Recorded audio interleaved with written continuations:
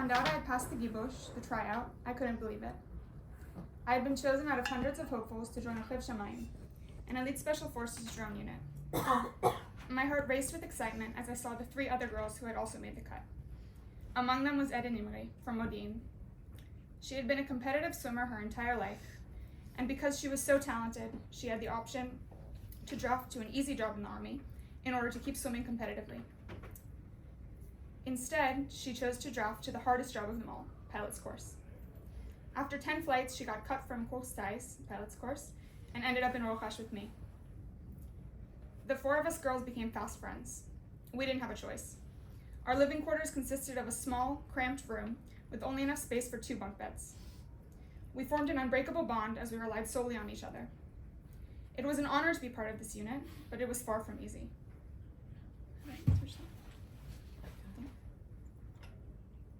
Hi.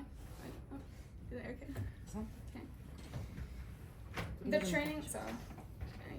The training was physically and mentally exhausting, as we were woken every night to the blaring of heavy metal music and our commanders shouting at us. We had a mere 2 minutes to get dressed and gather for formation. Our weekly marches lasted for hours on end, carrying stretchers on our shoulders until the break of dawn. The challenges were not just physical, but also mental and emotional. During the day, our studies were intensive, with 13 hours spent in the classroom learning about the aerodynamics of our special UAV drones, or practicing flying them in the field. And to make matters even more difficult, some of the boys in the unit were not happy about having girls alongside them.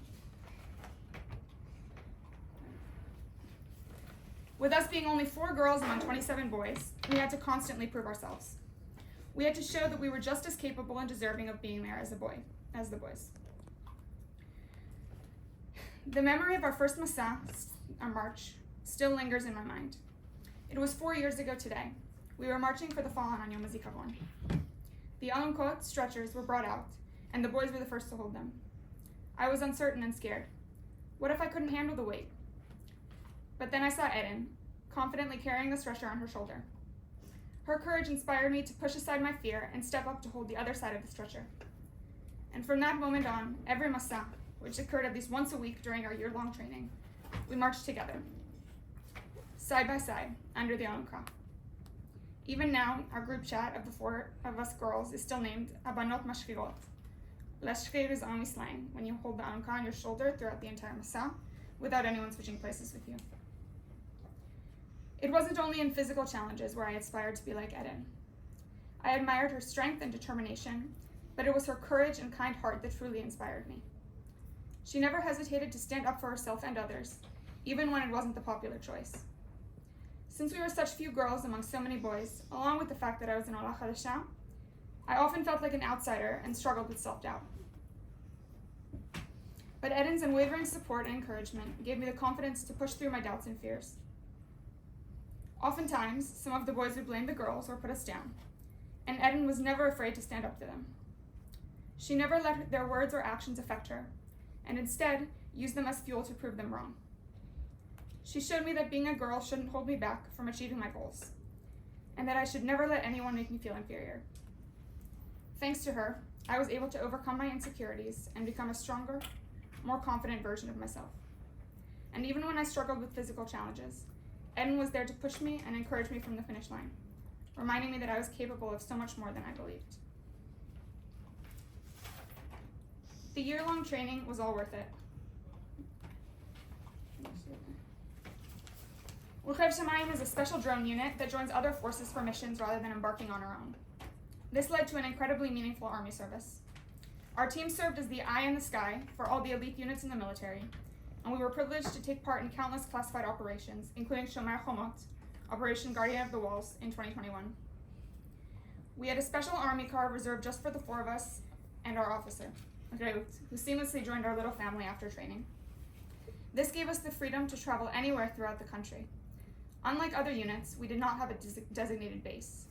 Every week brought new locations depending on the mission.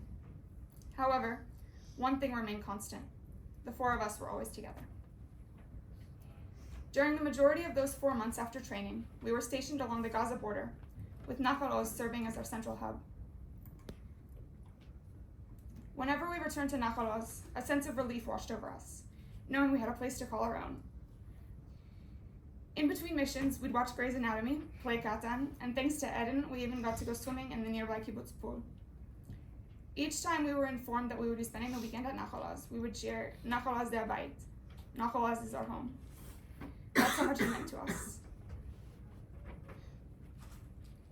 The fact that Nachal Oz is where Eden was killed, after sharing so many memories there together, is impossible to comprehend. Eden. I held it together for most of the funeral, until they brought out the coffin. Our friend Akiva, the funny, quirky guy from our maslul, always cracking jokes, was part of the group of 6 soldiers holding up your coffin, carrying it through the crowd to your grave. I'll never forget the look on his face. Then it all hit me. It wasn't supposed to be like this. I thought back to all of the memories of us laughing together, all of the awful things our commanders made us do in training, all the potential worst scenarios we had prepared for. Nothing prepares you for this. Now our commanders are watching as you get lowered into the ground. Now, instead of laughing together and catching up over brunch, our friend is holding the corner of your coffin on his shoulder.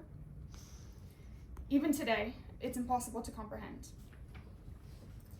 Having to serve in Miluim following your death was incredibly difficult, but at least I was with the other girls in our tzevet, as well as our officer. We had to go straight from your funeral to Shivta, our old training base, to sleep right next to that cramped room where we shared so many memories. It was strange to be there without you, but also comforting, because I was with the only people who would understand what I'm going through. I served on Zikim for most of my 2.5 months in Miluim, which was scary at first. There were still terrorists out there. One day, there was a terrorist infiltration threat. It was eerily similar to what happened to you on Nachal Oz. The Tatzvitaniot were terrified.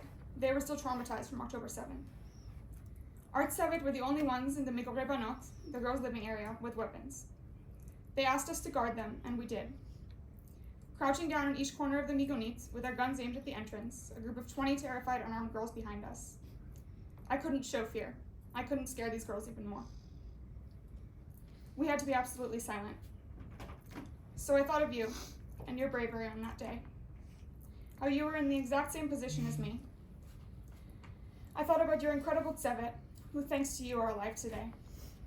I thought about the Tatzvitaniot that were unarmed behind you, who you protected with your life.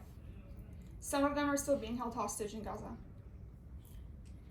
In that moment, I felt the fear melt away, replaced by a sense of pride and gratitude for being able to hold a gun and guard these girls like you did. Eventually, the threat was lifted, but that memory will stick with me forever. After I got released from Miluim, I really struggled. I wasn't sleeping at night, and some days I could barely get myself out of bed. It was incredibly difficult to go back to school.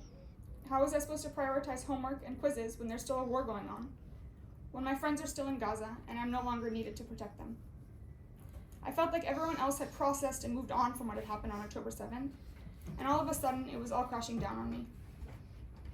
I felt like no one understood me or what I had gone through over the past 2.5 months, and everything was just normal on campus. It was a terrible feeling, and I was angry. How dare everyone just forget and move on with their lives when there are still soldiers fighting for their lives and hostages trapped underground? How am I supposed to move on when Eden and countless others can't? After weeks of feeling like I was drowning, I realized that something needed to change. I thought of Eden, but this time I wondered what she would do in my shoes, what she would want me to do. So, summoning her strength, I forced myself out of bed and started running, going to the gym, determined to take control of my life once again. It's an honor and a privilege to share these memories of Eden, but our experiences together during my army service show just a small snippet of how incredible she was.